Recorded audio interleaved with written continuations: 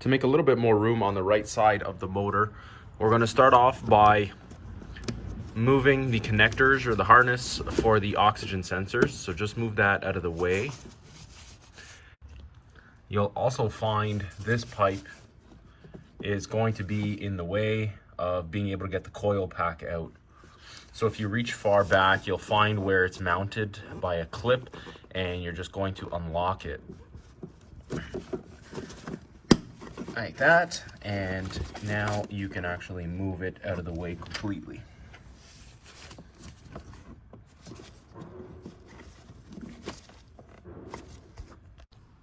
What you'll find as well is the air intake is in the way of the first cylinder, so we're going to have an issue getting out the coil pack. So I've already unlocked the air boxes and disconnected from the throttle body.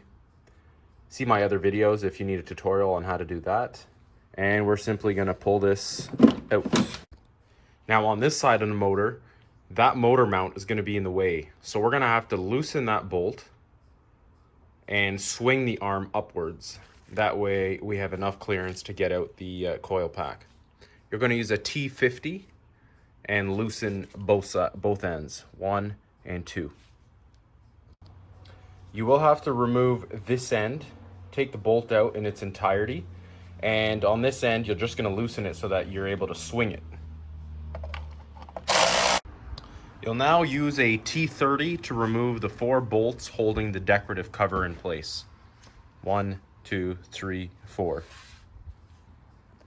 Now, due to the lack of clearance all the way at the end, I had to use something like this with a T30 on it in order to be able to ratchet that out.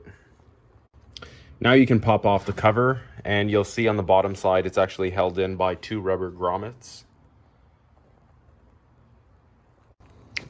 Repeat the procedure on the other side, except on this side you have a lot more room to work with, so you should have no issues. To remove the harness, simply push down on the clip and pull up. Don't pull on the wires, they could be brittle. You want to just pull firmly on the actual harness. Now to remove the coil packs, you'll notice there's a Reverse Torx E12 that needs to be removed on all 4 of them. Let's take those off. Once you've removed the E-Torx, you should just be able to grab the coil pack and pull firmly, and they should come right out. Now, if you're changing your coil packs, then it doesn't matter what order you take them out in and how you put them back.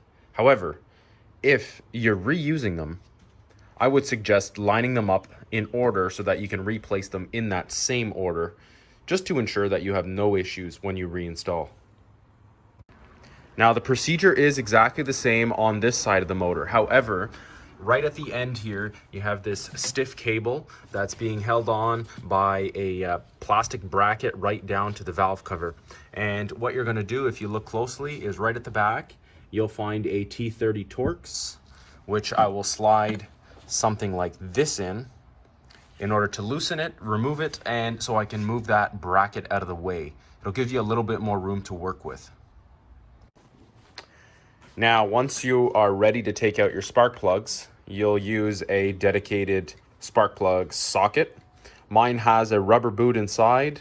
Some will have a magnet. Simply put it in, ratchet it out. It will be tight, but that's no problem. It's supposed to be. Take it out, and let's see if we can get it out here. There you have it.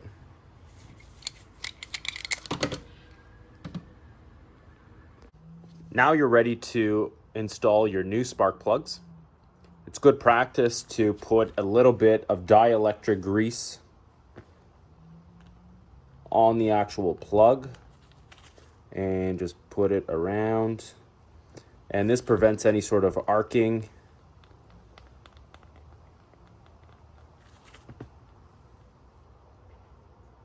Never apply it to the tip, only in this section of the plug.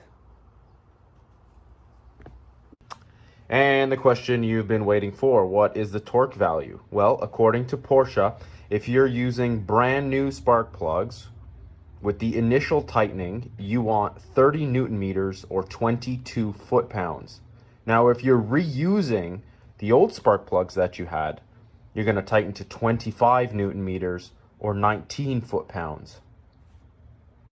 And the other question you are asking about is the gap. Well, if you purchase the Porsche plugs recommended, then they are pre-gapped. There's nothing for you to do. So don't touch it. Right in the back here, I had to use a swivel.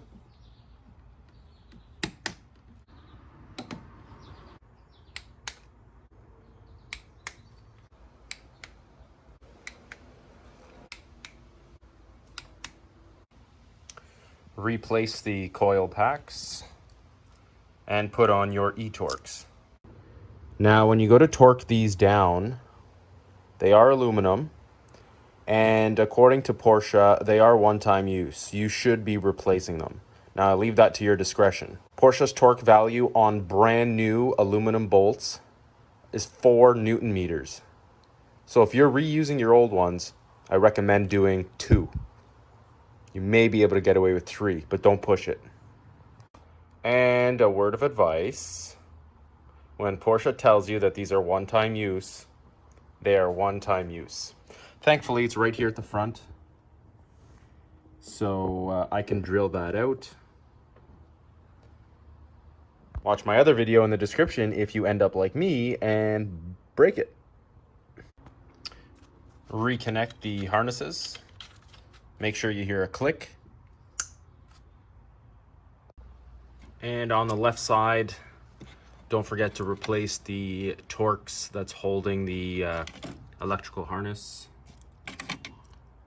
That one right there. Replace the T30 Torx holding the decorative cover. Swing back the motor mount. Tighten both ends. If you have a hard time getting this back on, have a friend just pull up on the front side of the motor. Just need to move it about 1 millimeter in order to get that bolt back in its slot. Replace the clip that was on this hose here.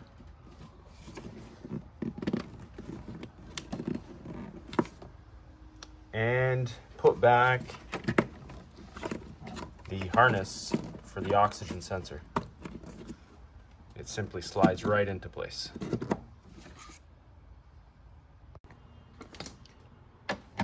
Tighten your throttle body, replace both air boxes, and the job is complete.